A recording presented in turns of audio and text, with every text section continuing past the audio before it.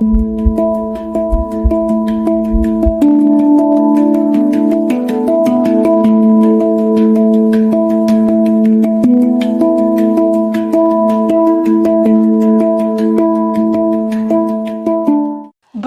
et bienvenue dans cette nouvelle vidéo. J'espère que tu vas bien.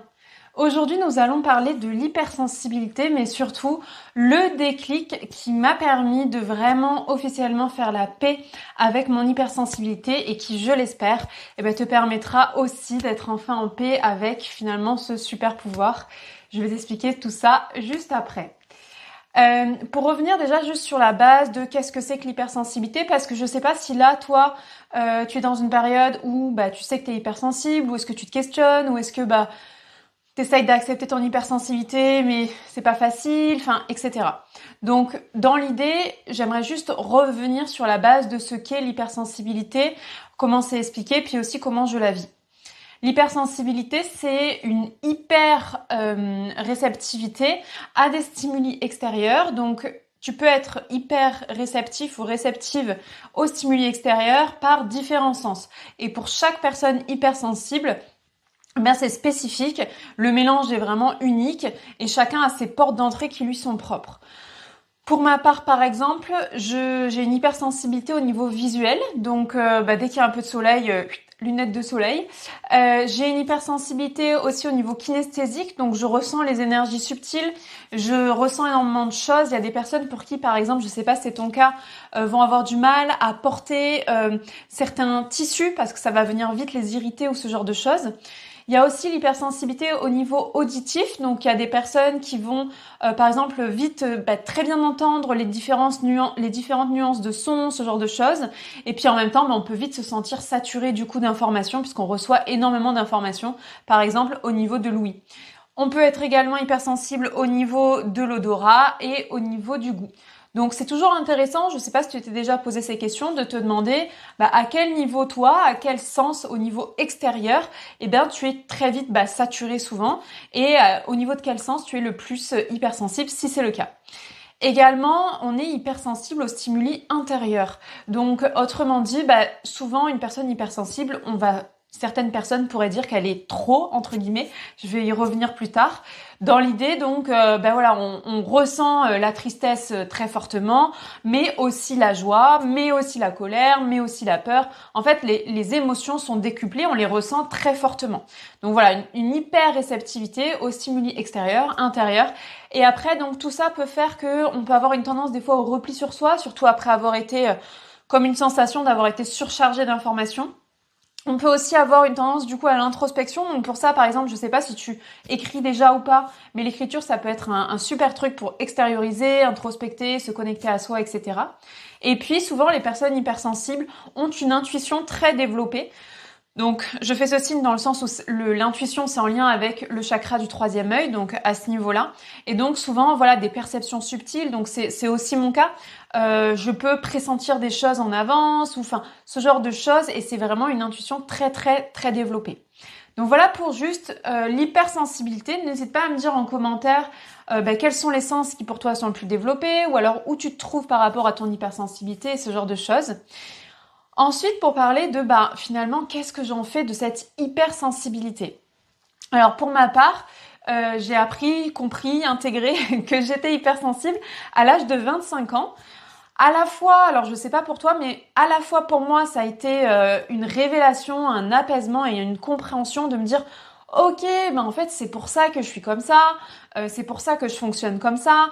Et puis aussi, ça m'a légitimée dans mes ressentis, dans ma façon de fonctionner. Et pour beaucoup de personnes qui me disaient jusque-là le fameux tu es trop, tu en fais trop, tu ressens trop, machin, on les connaît ceux-là. En fait, je leur ai dit c'est ni trop ni pas assez, c'est qui je suis. En fait, ça a permis de me dire en fait, je fonctionne comme ça, on est plein, donc sois rassuré aussi sur le fait qu'on est plein.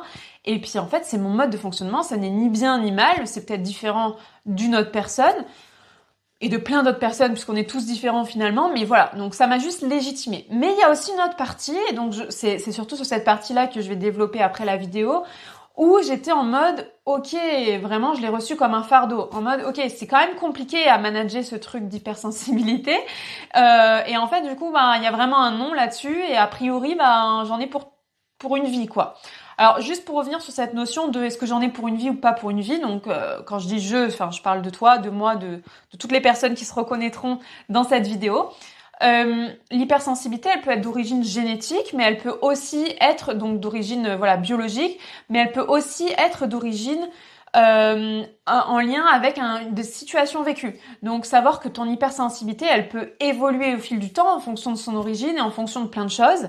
Et notamment pour ma part, alors je ne connais pas son origine, mais par contre ce que je sais, c'est que plus je me développe dans cette notion de accepter mon hypersensibilité, accepter qui je suis, m'aimer tel que je suis, me valider dans mes ressentis, etc., etc., etc. Et bien plus j'avance là-dedans, plus mon hypersensibilité en fait devient encore plus subtile. J'ai des ressentis beaucoup plus subtils, je ressens des choses que je ne ressentais pas avant.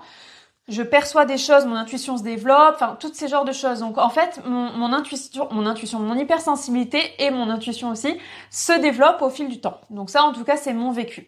Maintenant, le fameux déclic.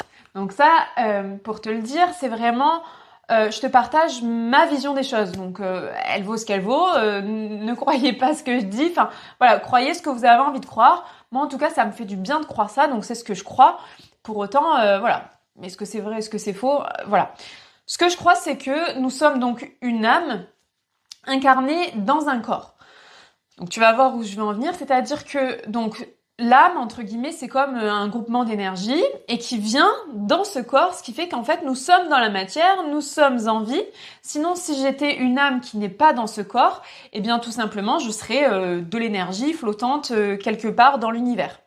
Du coup, je suis une âme qui est incarnée dans ce corps et au travers de ce corps, finalement, eh bien, j'ai 5 sens. Donc, j'entends, je vois, je ressens, enfin, etc.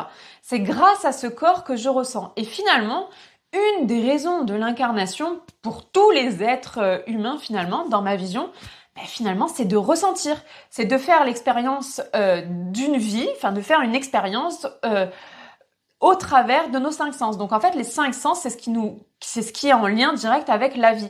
Alors, c'est pour ça d'ailleurs que tous les êtres humains sont sensibles. Certains sont donc hyper sensibles, donc tel que c'est mon cas et peut-être le tien aussi. Mais du coup, finalement, moi, le fait de comprendre que finalement, c'est ça la raison d'être de la vie, une des raisons d'être de la vie, c'est de ressentir.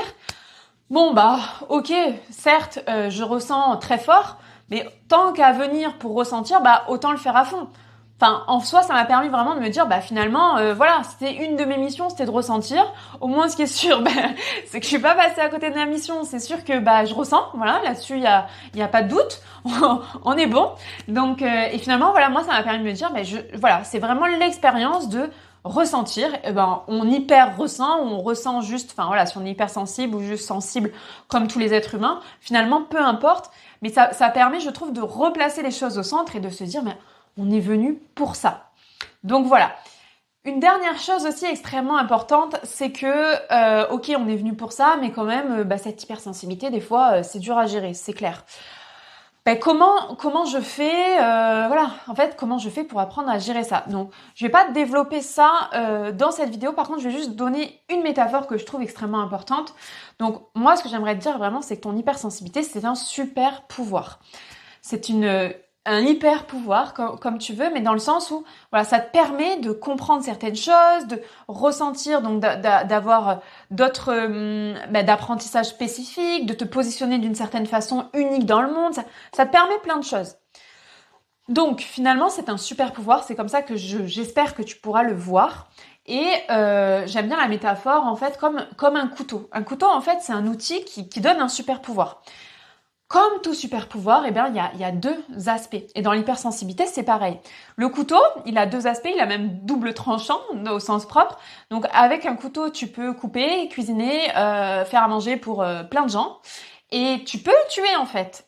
Et si tu sais pas l'utiliser, il a double tranchant. En fait, il peut avoir 2 utilités, plus ou moins agréables, plus ou moins confortables, plus ou moins belles ou moches en fonction de comment on qualifie les choses.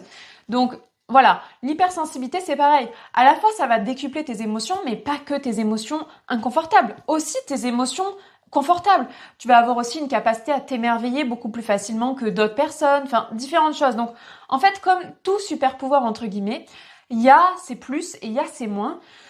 Moi, ce que je t'invite à faire, c'est juste d'accepter ce que la vie t'a donné à un certain point, d'accepter, ou du moins si tu te poses la question, est-ce que tu es hypersensible, bah voilà, de continuer sur ce cheminement, mais juste de dire, bah si tu l'as, bah juste de le chérir, c'est pas pour rien que bah la vie te l'a donné à toi, c'est pour une raison. Cette hypersensibilité, elle est unique, elle est différente pour chaque personne, donc la tienne t'es propre, et finalement de juste l'aimer. Et en aimant cet aspect de toi, parce que tu n'es pas juste une personne hypersensible, tu es tellement plus que ça de toute façon, en aimant cet aspect-là de toi, de t'aimer toi au passage. Voilà. Donc voilà, ça peut faire un petit peu bisounours, je ne sais trop quoi, mais c'est vraiment ce que je te souhaite et c'est vraiment toute l'intention de ma vidéo. Donc j'espère que ça aura pu t'aider dans ce cheminement, t'aider dans l'acceptation de ton hypersensibilité et donc de qui tu es finalement. Et puis, n'hésite pas à me dire, voilà, en commentaire, comment ça a résonné, ce qui t'a parlé, moins parlé, à liker, à partager, à t'abonner. Voilà, toutes les interactions sont les bienvenues et sont lues et reçues avec attention. Sur ce, je te dis à très vite et on se revoit pour une prochaine vidéo.